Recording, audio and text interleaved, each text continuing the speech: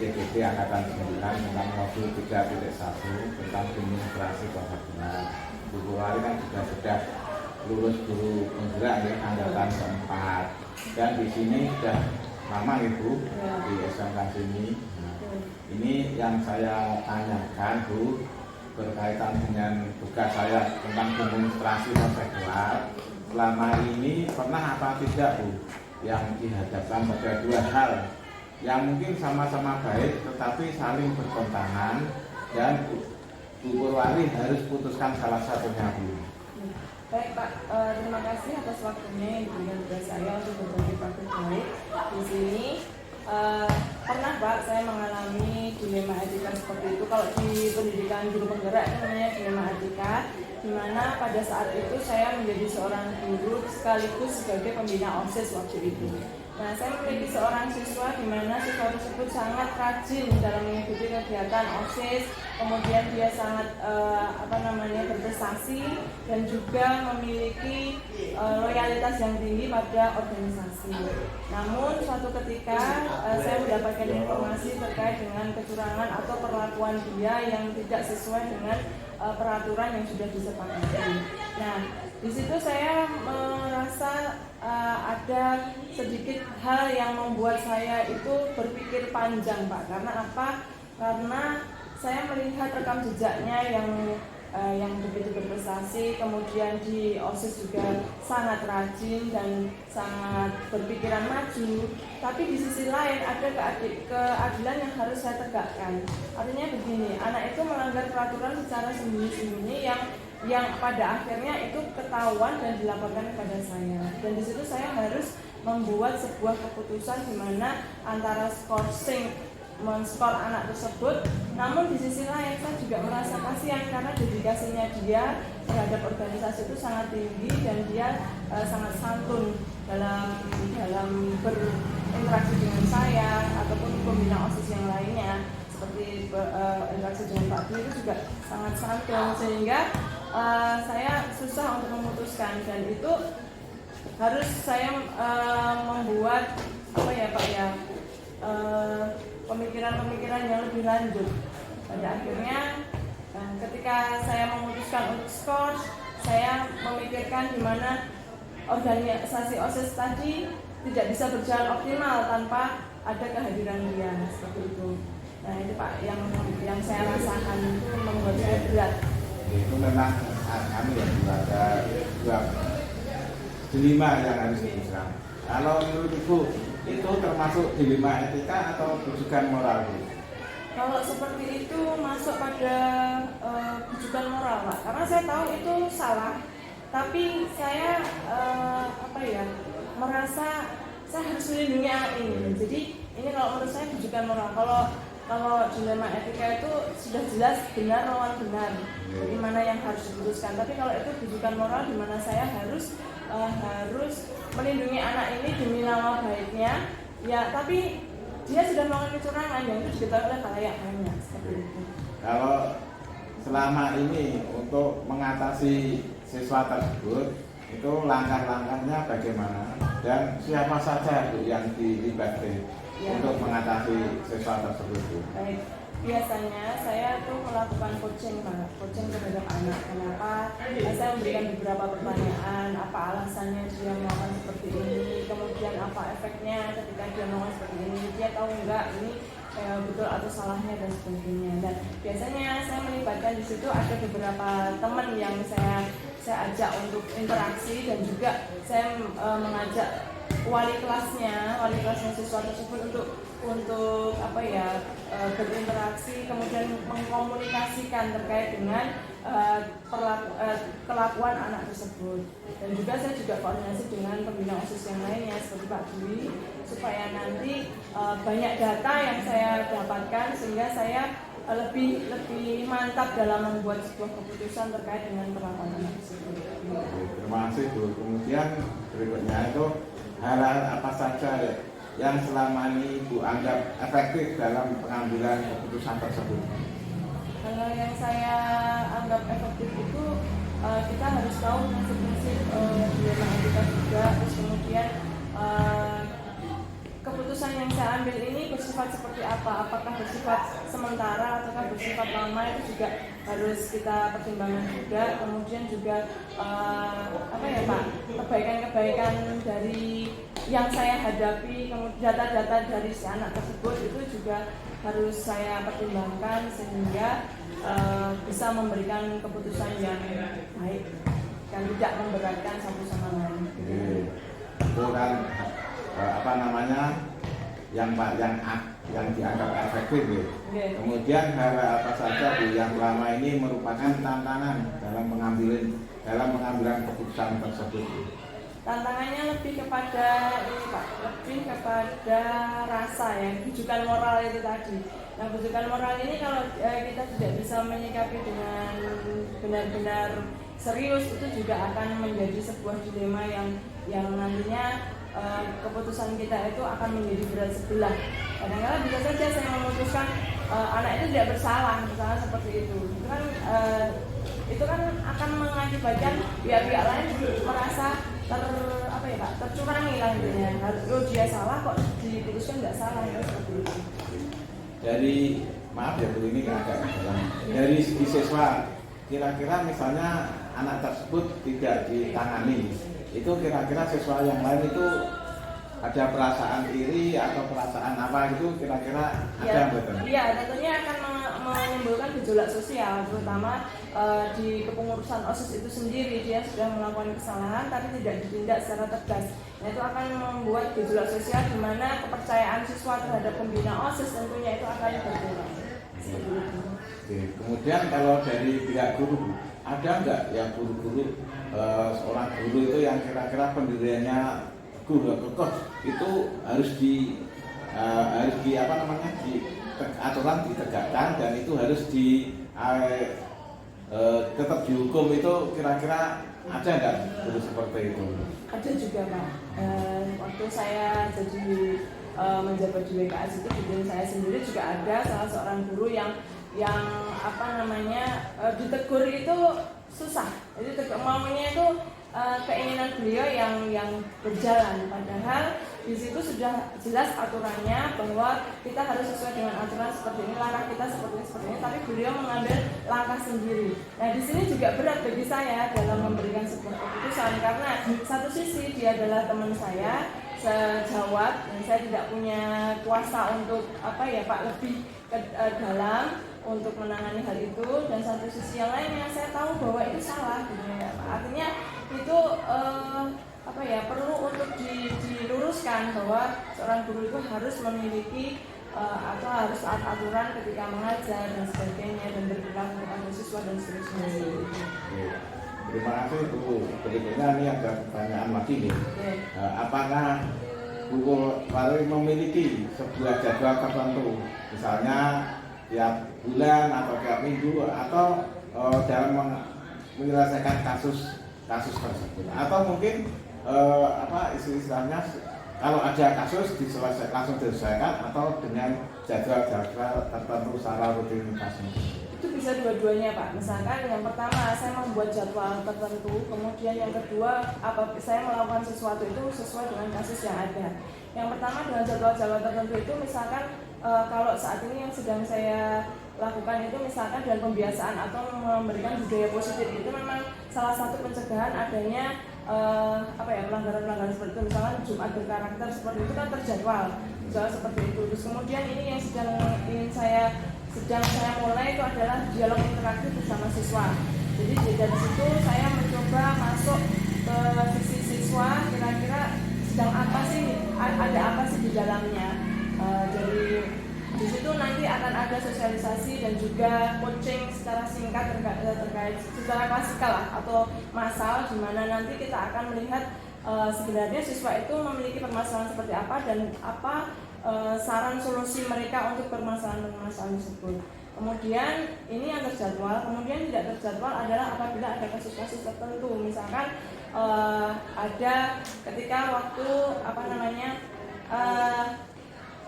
pelaksanaan pekan kreasi siswa, kita ada bentrok terkait dengan bukan bentrok sih Pak, ada selisih pendapat terkait dengan pelaksanaan, tapi di situ sedikit meruncing karena memang yang satu kekeh Akhirnya saya mencoba untuk berdialog dengan yang bersangkutan dan merangkul pihak-pihak terkait supaya bisa kita ambil jalan tengah terkait dengan masalah tersebut.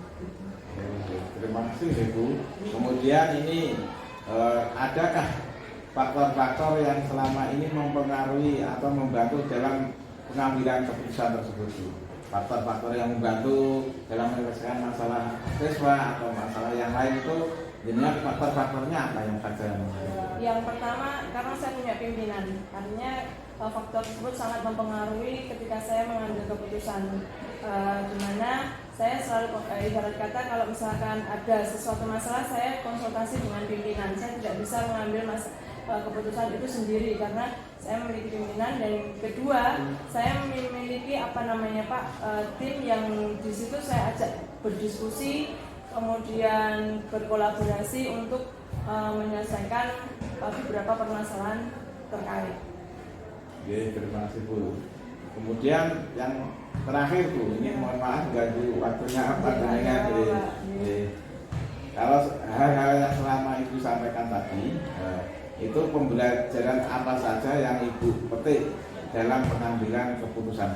Mulai dari tadi yang dengan sampaikan, mulai dari pengurus OSIS dan sampai terakhir tadi itu hal-hal yang Ibu petik dalam hikmahnya, istilahnya hikmahnya itu apa? Ya, hikmah yang saya petik itu adalah begini Pak, untuk ilmu dilema etika yang ada di guru penggerak itu sangat bermanfaat sekali bagi kami ya, yang dalam melaksanakan tugas keseharian baik sebagai guru ataupun sebagai ada tugas tambahan lain selain guru. Di situ ketika ilmu itu benar-benar kita pelajari, kita laksanakan dalam kehidupan sehari-hari, itu membantu saya memilah-milah mana yang masuk pada bujukan moral, mana yang masuk pada dilema etika, dan prinsip-prinsip apa yang harus saya tekankan di situ dalam sebuah pengambil keputusan, sehingga saya mengambil keputusan itu tidak karena perasaan saya saja, tapi benar-benar itu dilihat antara maslahat antara banyak pihak. Ini seperti itu Pak, kalau yang saya alami selama ini. Cuma mungkin ilmu saya di dilema etika ini sudah agak lupa juga. Oke, terima kasih Bu atas waktunya. Semoga berkah untuk Bu Purwari dan juga untuk sekolah di tempat mana saja yang Ibu tempati. Matur nuwun. Akhiri, assalamualaikum warahmatullahi wabarakatuh. Waalaikumsalam warahmatullahi wabarakatuh. Oke, assalamualaikum Pak Eko, selamat siang ya Pak Eko. Terima kasih Pak Eko, bisa ketemu dengan Pak Eko. Ini Pak Eko berkaitan dengan tugas saya di CGP angkatan ke-9 masalah modul 3.1 tentang demonstrasi ketentuan ya. Ini Pak Eko sudah lama ya. Yang saya tanyakan Pak Eko itu, selama di sini Pak Eko pernah enggak mendapatkan atau menemukan dua hal yang mungkin sama baiknya Pak, tetapi saling bertentangan dan harus Pak Eko putuskan, itu pernah enggak? Pernah Pak. Masalah apa nih Pak? Masalah ketidakhadiran anak karena sakit. Terus itu yang satu ketidakhadiran karena sakit, tetapi karena waktunya yang cukup lama sehingga ada beberapa pertanyaan baik dari anak ataupun dari Bapak Ibu guru mengenai anak tersebut. Oh gitu. Kemudian Pak Eko, itu termasuk dilema etika ya Pak Eko? Iya Pak, termasuk dilema. Nah, itu siswanya gimana Mas? Masnya siswanya tidak lama masuk sekolah, tetapi harus dikeluarkan atau harus dinaikkan ke kelas mungkin Pak Eko? Kalau yang saya tangani kemarin itu anak itu tetap dinaikkan kelas Pak, karena anak tersebut tidak masuk karena benar-benar sakit karena kecelakaan pada waktu dia pulang tabrakan dengan orang pengendara lain, sehingga terjadi patah dan juga kondisi rumahnya yang mungkin ekonomi ke bawah untuk membeli sepeda motor sebagai transport dan juga untuk pakaian ya, karena pada waktu itu sobek itu juga belum mampu. Seperti itu. Tapi kalau aturan di sekolah itu kan minimal kehadiran mungkin 80% gitu, Iya. 45. Kalau untuk kehadiran itu kalau di sekolah itu kurang lebih 75%. 75% aja.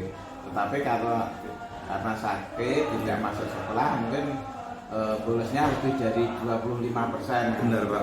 Pas pada waktu itu hampir 2 bulan lebih. Oh, 2 bulan lebih.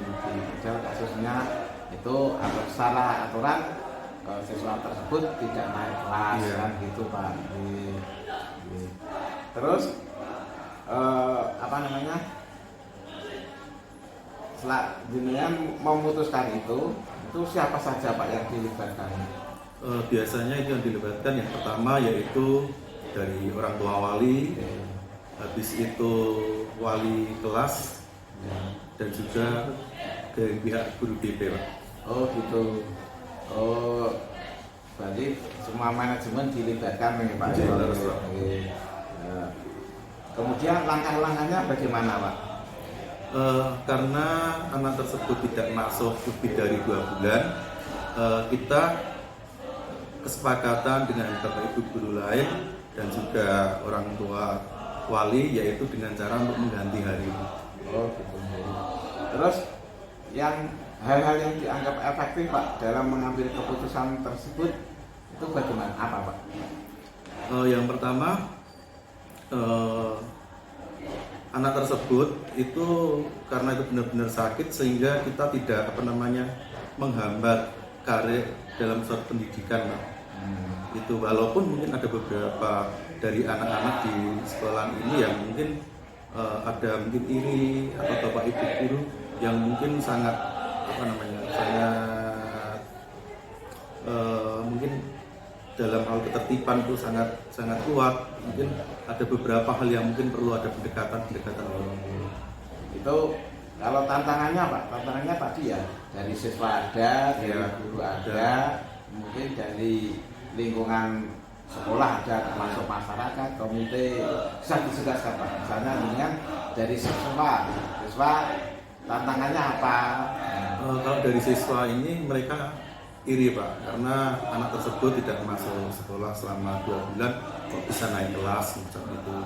Sedangkan bapak ibu guru ya mungkin ada beberapa nilai yang anak tersebut harus penuhi, tapi karena tidak masuk kan akhirnya tidak bisa seperti itu. Oh gitu.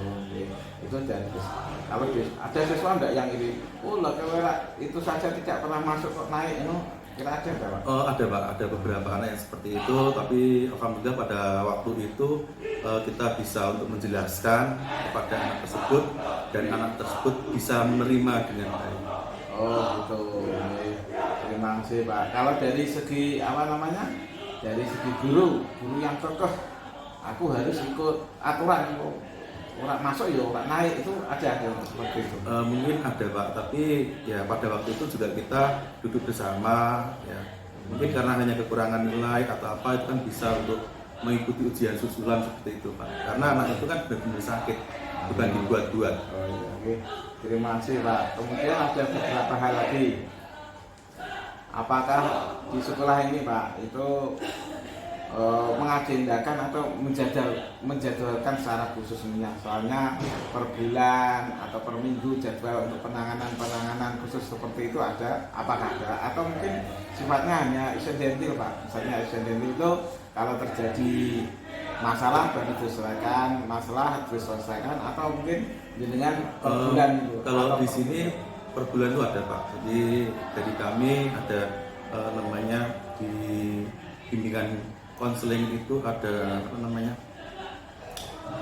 dari ketuanya itu di sini ada suatu jadwal bahwa setiap bulan itu kita petakan mungkin kondisi-kondisi anak yang perlu ada pendampingan semacam itu. Jadi kalau sebenarnya itu untuk sebagai sebagai agar tidak terjadi suatu hal yang mungkin lebih parah lagi seperti itu. Tapi kalau yang mungkin kasus besar sifatnya sensitif ya Pak, misalnya kalau ada kasus besar baru selesaikan. Tapi kalau terjadwal itu kan mungkin barangkali kasus-kasus yang ringan ya seperti itu. Kalau kemudian berikutnya apa? Adakah orang-orang atau faktor-faktor yang selama ini membantu dalam pengambilan keputusan tadi, Pak? Misalnya dari komite atau dari apa itu ada membantu betul atau komite atau ya ada, Pak. Jadi ketika kita mengambil suatu keputusan itu kita duduk bersama, yaitu menyepakati bersama, Pak, sehingga keputusan tersebut baru bisa diambil. Oh, iya. Terakhir, Pak, itu kan masalah perpu barangkali sering terjadi, tidak hanya di sekolah sini saja, sekolah luar juga ada lah kasus seperti itu, namanya siswanya banyak, pulang kecelakaan, itu mungkin masalah seperti itu ya sering terjadi. Itu hikmah yang dapat diambil dari Pak Eko, misalnya siswa kecelakaan, sakit, akhirnya tidak bisa masuk keputusannya, siswa tersebut naik kelas kan gitu. Itu hikmahnya apa, Pak? Ya, yang pertama kita selalu menghimbau pada anak-anak selalu berhati-hati ketika berangkat atau ketika pulang, itu jangan sampai mereka itu mendekati jam, Pak, karena kalau sudah mendekati jam masuk itu anak itu memacu kendaraannya dengan sangat cepat sehingga di jalan bisa terjadi kecelakaan, Pak, karena fokusnya itu kurang, karena hanya mereka segera sampai sekolah dan tidak terlambat seperti itu, Pak. Oh gitu. Nah terus apa namanya, untuk hikmahnya itu hikmah untuk berhati-hati, iya. Ya. Kalau hikmahnya untuk pengambilan keputusan, Pak, mungkin bisa dijelaskan nambah sedikit. Mungkin harus mengambil keputusan itu harus berpihak pada siswa kan, iya. Gitu, Pak. Iya, Mana yang mana agar siswa itu tidak istilahnya tidak berhenti di tengah jalan, berpihak pada siswa, kemudian siswa tersebut bisa melanjutkan, bisa naik kelas, kemudian tidak membunuh karakter siswa. Oke, terima kasih Pak Eko, pertemuan kali ini, terima kasih. Akhirnya Pak Eko.